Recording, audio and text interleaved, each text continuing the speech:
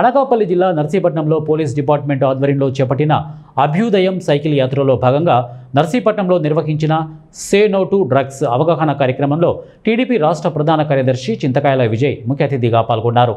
ఉత్తరాంధ్ర జిల్లాలో డ్రగ్స్ వాడకంపై అవగాహన కల్పించేందుకు సుమారు 25 సైకిళ్లతో పోలీసు సిబ్బంది నిర్వహిస్తున్న ఈ అభ్యుదయం సైకిల్ యాత్ర పాయకరావుపేట నియోజకవర్గంలో ప్రారంభమై నర్సీపట్నం చేరుకుంది.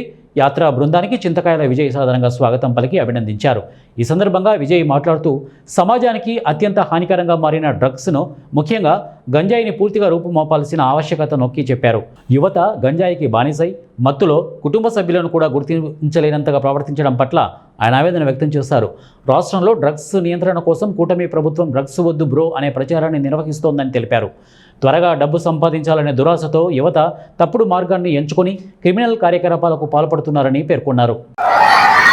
ఏ దేశానికైనా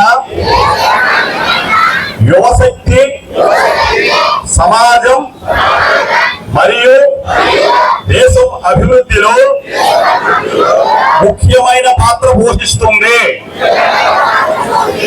అందువల్ల మాదక ద్రవ్య రహిత భారతదేశ ప్రచారంలో చేరడం చాలా ముఖ్యం. దేశం యొక్క ఈ సవాల్ ఈ సే నో టు డ్రగ్స్ అని చెప్పి ఈ క్యాంపెయిన్ తీసుకొని అనిత గారు మొదలుపెట్టిన తర్వాత మా నర్సీపట్నం కూడా రావడం అనేది మీ అందరినీ కూడా మనస్ఫూర్తిగా ఆహ్వానిస్తాం, చేతులు జోడించి. ఈరోజు మీరందరూ డ్రగ్స్కి నో చెప్పడంతో పాటు మనకి వైట్ పౌడర్ డ్రగ్స్ ఉంటుంది, దాంట్లో మళ్ళీ మన దగ్గర ఎక్కువ ఏంటంటే గాంజాయి ఎక్కువ అలవాటు పడిపోయి ఎంతోమంది పిల్లలు చిన్న వయసు వాళ్ళు ఆ గాంజాయి కొట్టిన తర్వాత వాళ్ళకి మత్తులోని ఎదుర్కొన్నది తల్ల చెల్ల వాళ్ళ కుటుంబమా లేకపోతే రేపు ఎవరికి హాని చేస్తున్నానని కూడా ఆ మత్తులోని వాళ్ళు తెలుసుకోకుండా బిహేవ్ చేస్తున్నారు. దాంట్లో ఒక ఎగ్జాంపుల్ ఏంటంటే ఇక్కడే మాకు కాలనీ ఉంది, కాలనీ దగ్గర ఒక కుర్రోడు అలాగే గాంజాయి కొట్టి అక్కడ ఉన్న చిన్న పిల్ల మీద వెళ్ళి అటెంప్ట్ చేయబోయాడు. అది చూసిన తర్వాత నాకు ఎంత అసహ్యం వేసిందంటే అలాంటి క్రూరుల్ని ఏం చేయాలా అనిపించింది. కానీ ఆ మూమెంట్లోని మాబ్ మెంటాలిటీ అవ్వచ్చు, లేకపోతే అగ్రెసివ్నెస్ వాళ్ళు అవ్వచ్చు, ఏంటి ఇలాంటి వ్యక్తులు ఉండవలసిన అవసరం ఉందా, ఈ భూమికి భారం ఏమో అని అనిపిస్తుంది. కానీ రూట్ కాజ్ తీసుకుంటే ఇక్కడ అందరూ పిల్లలు ఉన్నారు, స్టూడెంట్స్ ఉన్నారు. వినవలసిన అవసరం ఎంతైనా ఉందంటే పక్కన ఒక చెడు వ్యక్తి ఉంటాడు.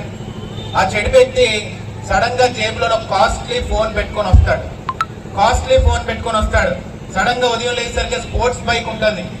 సడన్ గా ఏం చదవలేదు, తను ఉద్యోగాలు లేవు, కానీ తన దగ్గర కాస్ట్లీ సామాన్లు అన్ని చూసేసరికి ఏరా మనం చదవవసరం లేదేమో, ఇలా మనం బతుకుతే మనం కూడా ఒక ఫోన్ కొనుక్కోవచ్చు, ఒక స్పోర్ట్స్ బైక్ పెట్టుకొని తిరగొచ్చు అని చెప్పి ఆలోచన చిన్న వయసులో వస్తుంది.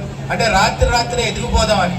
అలాంటి సంబంధించిన ఒక 25 మెంబర్స్ వివిధ జిల్లాల నుంచి వచ్చిన వాళ్ళంతా కూడా సైకిల్ ర్యాలీగా మన ఉత్తరాంధ్ర అంతా కూడా తిరిగి సుమారుగా ఒక 1000 కిలోమీటర్ల పైగా ప్రతి గ్రామాన్ని ఇంపార్టెంట్ విలేజెస్ అన్ని కూడా కవర్ చేస్తూ ప్రజల్లో ఒక అవగాహన కల్పించాలనే ఉద్దేశంతో డ్రగ్స్కి వ్యతిరేకంగా ఈ కార్యక్రమం శ్రీకారం చుట్టడం జరిగింది.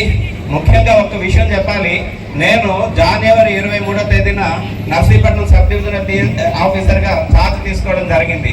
ఛార్జ్ తీసుకున్న తర్వాత నేను స్పీకర్ సార్ గారిని కలవడానికి అని చెప్తే సార్ చెప్పిన మొట్టమొదటి మాట ఏంటంటే, డిఎస్పీ గారు ఆ గంజాయి అన్నది లేకుండా చేయండి, ఏజెన్సీ వాళ్ళు ఎవరినో పట్టుకుంటున్నారు, అలా కాదు, మొత్తం అందరూ కూడా ఈ మూలాలన్నీ కూడా పెకలించాలి, దీనికి ఎవరు సపోర్ట్ ఉన్నా ఏ పార్టీ వాళ్ళైనా ఏమైనా సరే వాళ్ళని తీసుకొచ్చి లోపలేసి ఈ గంజాయి అనేది లేకుండా చేయండి అని చెప్పేసి చాలా స్పష్టంగా చెప్పారు. అప్పటి నుంచి కూడా పర్ష్యూ కూడా చేస్తున్నారు, ఏం చేస్తున్నారు ఏంటి అన్నది కూడా.